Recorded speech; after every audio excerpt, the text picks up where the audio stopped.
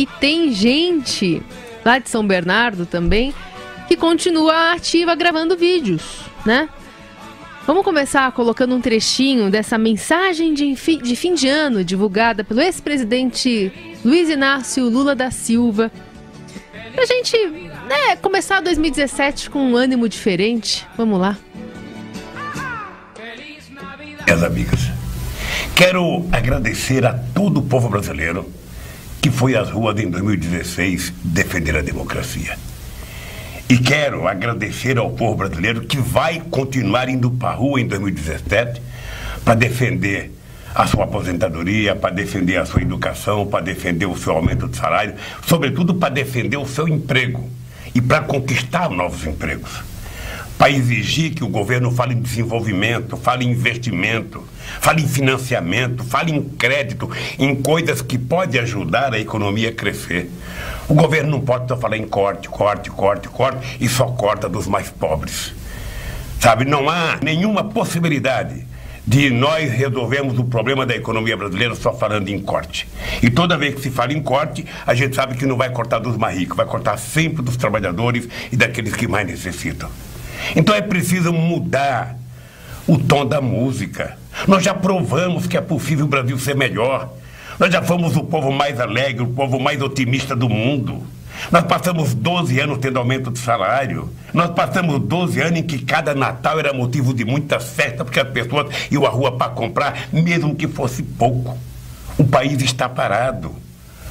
E vai continuar parado se o governo não mudar a política econômica. Pois é, um trecho da mensagem do ex-presidente Luiz Inácio Lula da Silva, que pediu mudanças na política econômica do governo Michel Temer e cobrou a antecipação das eleições presidenciais de 2018. Acho que agora vai chegar esse ponto. Pode deixar, Silvio, rodando aqui, que a gente acompanha no Sobe Som que ele está falando.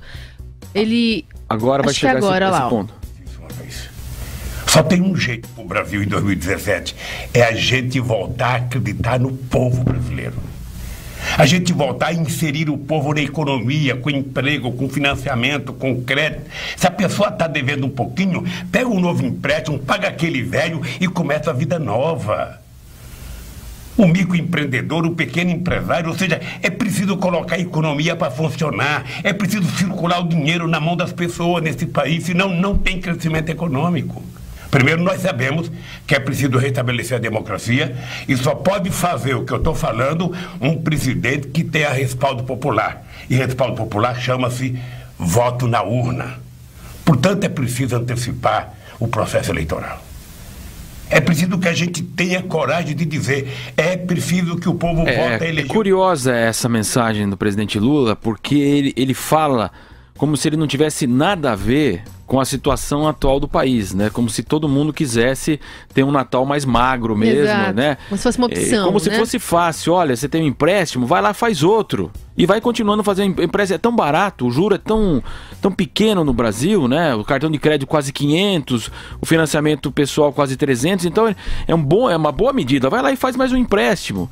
As pessoas, ele não sabe que as pessoas já não podem nem mais fazer outro empréstimo. Porque as pessoas estão extremamente endividadas. E enaltece o Natal de 12 anos, sempre esperado. Mas a economia funcionou, de uma maneira geral, também por conta de uma conjuntura mundial. Para chegar onde a gente chegou. Para chegar onde a gente chegou, exatamente. Para chegar nessa situação Qual atual. O custo disso? Como ele se coloca como se não tivesse nada a ver com essa situação. Ele ficou 8 anos, criou a Dilma Rousseff para o país, a apresentou, a gerente, a grande mãe do Brasil. E nós ficamos nessa situação agora. Como se fosse fácil, assim, olha, é preciso crédito para o microempresário, para o grande empresário, tal, como se fosse muito simples. Olha, eu sei porque eu fiz isso. Na verdade, é uma pura demagogia do ex-presidente Lula, um puro discurso de interesse já meramente político. Se aproveitando da situação ruim agora, fazendo essa mensagem extremamente demagógica, querendo eleições agora, justamente na tentativa de que ele possa disputar a eleição agora. Né? E vem com esse discurso mais popular para justamente imaginar para a população de que é simples, que amanhã ou depois, se ele sentasse lá na presidência de novo, ele faria num passe de mágica tudo isso. E é justamente esse descolamento que a gente acaba sempre se questionando. Como é que ele As intenções de voto, inclusive, mostram isso, né? O Datafolha mostrou que ele teria ali uma chance em segundo turno, aliás, em primeiro turno, com uma boa votação, expressiva votação. Então ele usa esse discurso, esses dados, para fazer um descolamento da situação atual, colocando a culpa em quem necessariamente não tem isso, não tem parte dessa culpa, porque foi dali que tudo começou e a gente chegou onde a gente está, a pior no recessão momento, Carol, que ele é réu em país. 5 processos... É penta. No momento em que a Odebrecht apresenta sua delação, e lá nos Estados Unidos o sigilo é aberto, então, portanto, nós tivemos a divulgação lá nos Estados Unidos dos fatos que envolvem o governo de Luiz Inácio Lula da Silva e também o governo de Dilma Rousseff. Então essa história de que não tem nada a ver comigo, que eu não sei, que é isso e aquilo, ninguém mais cai nessa história.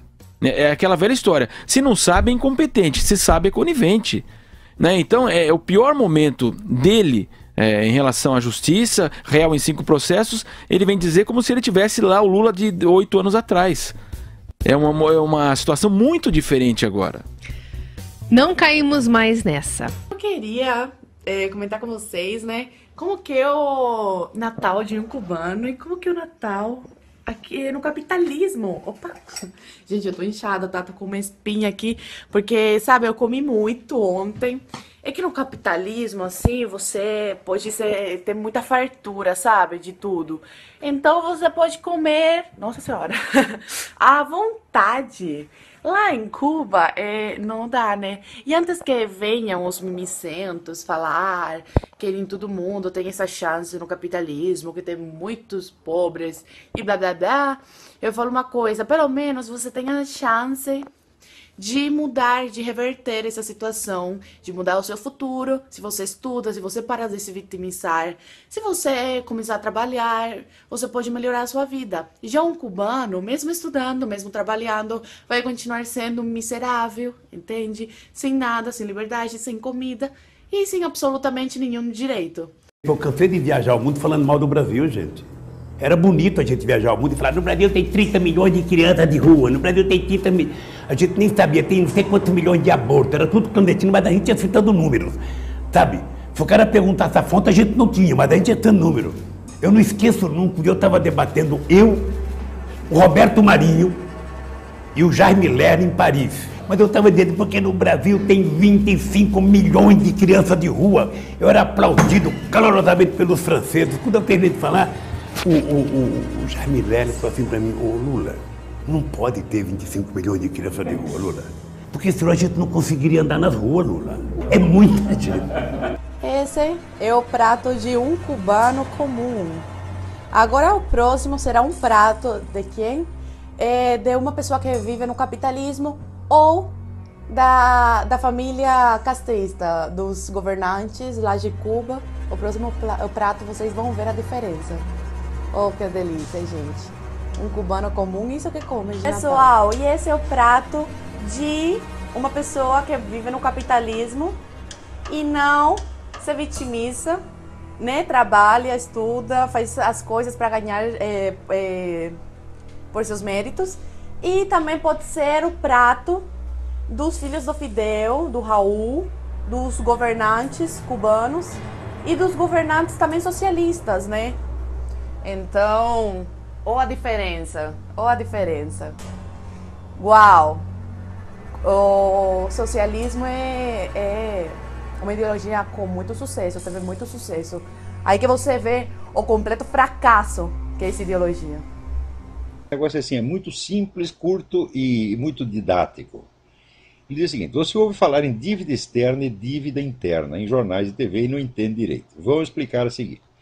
Dívida externa é uma dívida com os bancos Mundial, FMI e outras instituições no exterior em moeda externa. Dívida interna é uma dívida com bancos em reais. Então, quando Lula assumiu o Brasil em 2002, devíamos dívida externa 212 bilhões de reais. Dívida interna 640 bilhões de reais. Total da dívida 851 bilhões de reais. Em 2007, Lula disse que tinha pago a dívida externa. É verdade, só que ele não explicou que para pagar a dívida externa, aumentou a dívida interna. Em 2007, no governo Lula, a situação era a seguinte. Dívida externa, 0 bilhões. Dívida interna, 1,400 trilhão. 1 trilhão e 400 bilhões. Total da dívida, 1 trilhão e 400 bilhões. Ou seja, a dívida externa foi paga, mas a dívida interna quase dobrou. Agora, em 2010, você pode perceber que não se vê mais na TV e em jornais algo dito que seja convincente sobre a dívida externa quitada. Sabe por quê? É porque ela voltou. Em 2010, no governo Lula, tínhamos a seguinte situação. Dívida externa, 240 bilhões. Dívida interna, 1,650 trilhão, isto é, 1 trilhão e 650 bilhões. Total da dívida, 1,890 trilhão, 1 trilhão e 890 bilhões. Ou seja, no governo Lula, a dívida do Brasil aumentou em 1 trilhão. 1 trilhão. Daí é que vem o dinheiro que o Lula está gastando no PAC, Bolsa Família, Bolsa Educação, Bolsa Faculdade, Bolsa Cultura, Bolsa para Presos, dentre outras bolsas, incluindo o mensalão, evidentemente. Né? E de onde ele tirou 30 milhões de brasileiros da pobreza? Não é com dinheiro do crescimento, mas com dinheiro de endividamento. Compreenderam ou ainda acham que Lula é mágico? Né? Ou que o FHC deixou um caminhão de dólares para o Lula gastar? É um negócio de cair de costas. Quer dizer, tudo isso foi absolutamente uma fraude. Lembra que 30 milhões de brasileiros foram retirados da pobreza, da linha da miséria, no tempo do regime militar, quando a população era 1/3 do tamanho que é agora. Então, 30 milhões de pessoas era um monte de gente na época. Eu acho que o Brasil, na época, tinha 70 milhões de habitantes, uma coisa assim. Quer dizer, que tirou metade, praticamente metade da população da linha da pobreza e botou todo mundo para trabalhar, porque inseriu as pessoas na economia. Passadas 4 décadas, o Lula faz a mesma coisa, só que não com dinheiro de crescimento, sim com dinheiro de endividamento.